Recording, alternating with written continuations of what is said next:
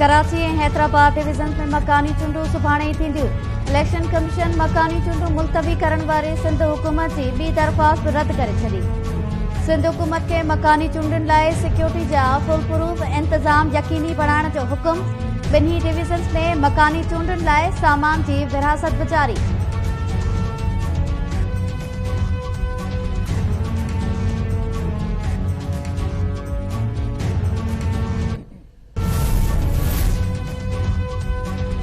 मकानी चूंडूं सुभाणे थी रहियूं आहिनि। उम्मीद आहे त MQ को बि गैर सियासी फ़ैसिलो न कंदी।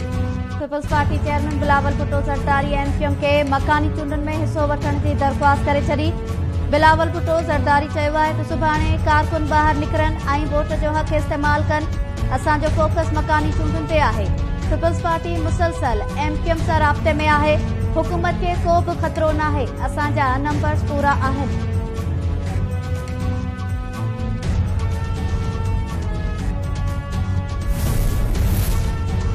सुभाणे थींदड़ मकानी चूंडुनि में हिसो वठिजे या न, MQ को बि हतमी फ़ैसिलो न करे सघी।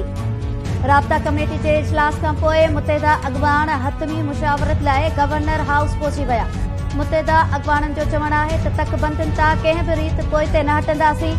कंहिं बि हद ताईं वञी सघिजे थो।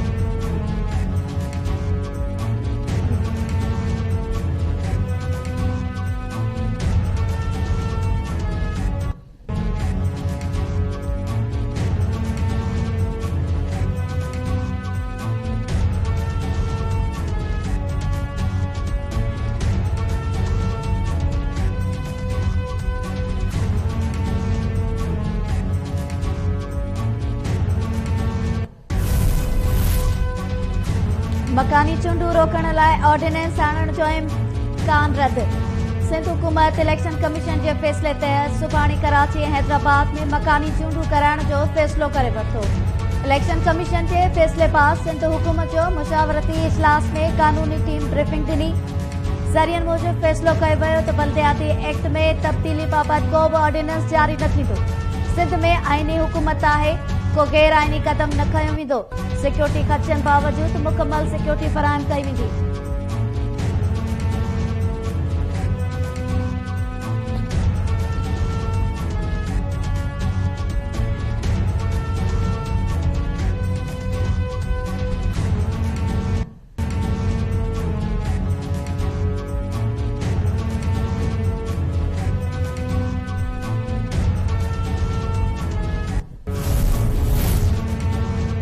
कराची डिवीज़न में मकानी चूंडुनि जो दंगल।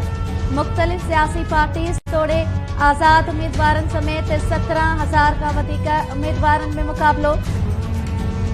ओलह ज़िले में 2,330, ॾखण ज़िले में 1,807 ऐं कियामाड़ी ज़िले में 1,935 उम्मीदवार आमो साम्हूं। ओभर ज़िले में 1,753, कोरंगी ज़िले में 2,099 ऐं मलीर ज़िले में 1,844 उम्मीदवार मैदान ते लथल। कराची ऐं हैदराबाद डिवीज़न में क़ाइम थियल 8,858 पोलिंग स्टेशन मां 8,153 हसास करार ॾिनल। 43,000 खां वधीक एहलकार ड्यूटी ॾींदा। पुलिस जी मामलत लाइ रेंजर्स जा 500 ऐं FC जा 200 जवान बि मुक़रर हूंदा।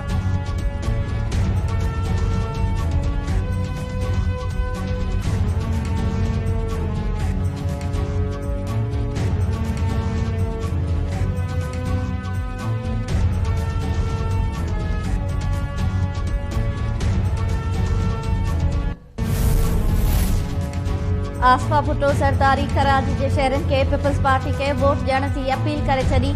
पंहिंजे बयान में आसफा भुट्टो चयो त सुभाणे मकानी चूंडूं थी रहियूं आहिनि। पीपल्स पार्टी वाहिद पार्टी आहे जेका इंसानी हक़नि ऐं बराबरीअ ते यकीन रखे थी। कराची असां सभिनी जो शहर आहे। शहर जी तरक़ी ऐं ख़ुशहालीअ लाइ तीर ते ठपो हयो वञे।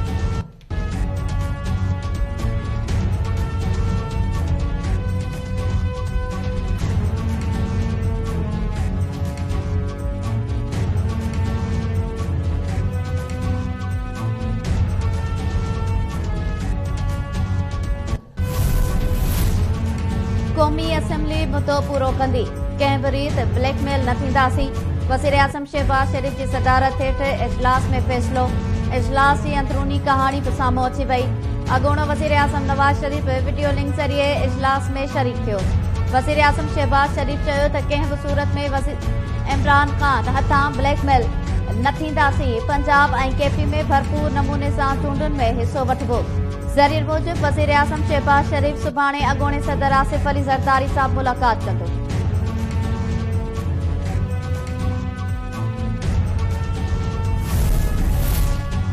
शहबाज शरीफ़ खे एतमाद जो वोट वठणो पवंदो। शहबाज शरीफ़ खे एतिरो परेशान कंदुसि जो खेसि निंड जूं टिकियूं खाइणियूं पवंदियूं। पीटीआई चेयरमैन इमरान ख़ान जो निजी टीवी खे इंटरव्यू। संदसि चवणु आहे त एमक्यूएम खे जहिड़ी रीत गॾु कयो पियो वञे, सियासी इंजीनियरिंग नज़र अचे पई। अंदाज़ो हो त एस्टेब्लिशमेंट ऐं मुंहिंजो मक़सदु हिकु हो, पर मां ग़लति हुयसि। ज़िम्मेवारी असां वटि हुई, पर ताक़त कंहिं ॿिए वटि हुई। जनरल रिटायर्ड बाजवा खे संदसि ख़्वाहिश ते तोसी ॾिनी हुई। हिकु ऑफिसर उन लाइ क़ाइल कयो हो।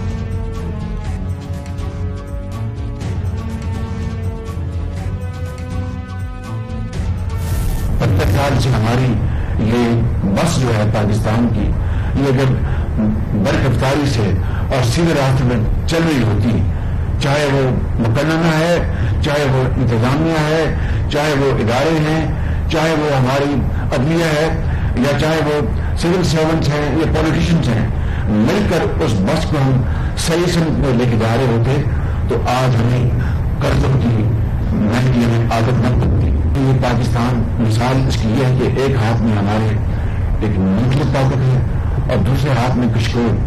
ये आग और पानी का ये कब तक ये फैलाव हो नहीं सकता, कब तक चलेगा। वज़ीर आज़म शहबाज शरीफ़ चयो आहे त हिक हथ में एटम बम ऐं ॿिए में कशकोल आहे। IMF जे शर्तुनि में फाथल आहियूं। IMF कर्ज़ एवज़ बिजली महांगी करण जो शर्त रखियो आहे। अॻी पेट्रोल, बिजली ऐं गैस महांगी करे चुका आहियूं। अवाम ते वधीक बार नथा विझी सघूं। लाहौर में तक़रीब खे ख़िताब कंदे वज़ीर आज़म चयो त कर्ज़ न वठण जो फ़ैसिलो कयो हो, पर माली मुश्किलातुनि सबबि कर्ज़ वठणो पियो। 75 सालनि खां दुरुस्त दग ते न आहियूं। समूरा इदारा किरदार अदा कनि हा त कर्ज़ वठण जी ज़रूरत न पवे हा।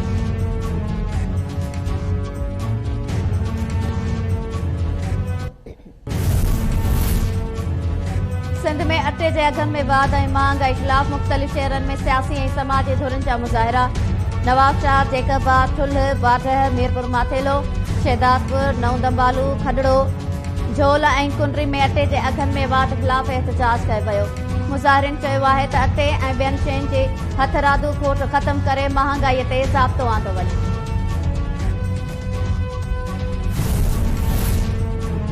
सिंध जे मुख़्तलिफ़ इलाइक़नि में धारदार रोड हादसनि जे नतीजे में 6 ॼणा फौत, 13 ॼणा ज़ख़्मी थी पिया।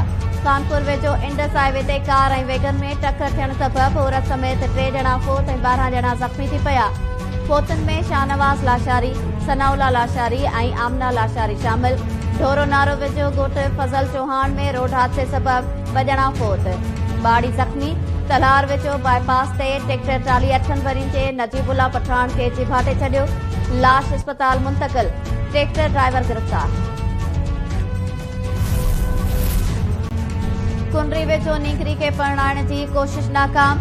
घोट, संदसि पीउ, कुंवार जो पीउ ऐं पंडित गिरफ़्तार। वुमेन पुलिस ॻोठ वल्हार में शादी तक़रीब दौरान कार्रवाई करे घोट शंकर जोगी, संदसि पीउ गोवर्धन, कुंवार जे पीउ सुमार ऐं पंडित रमेश खे गिरफ़्तार करे वरितो। पुलिस 12 वरनि जी कुंवार खे बि हिफ़ाज़ती तहवील में वठी छॾियो।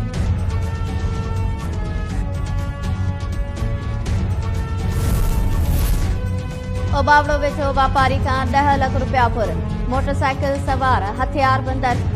नाथरा ऑफिस वेझो वापारी हरेश कुमार खां 10 लाख रुपया फुर करे फरार थी विया।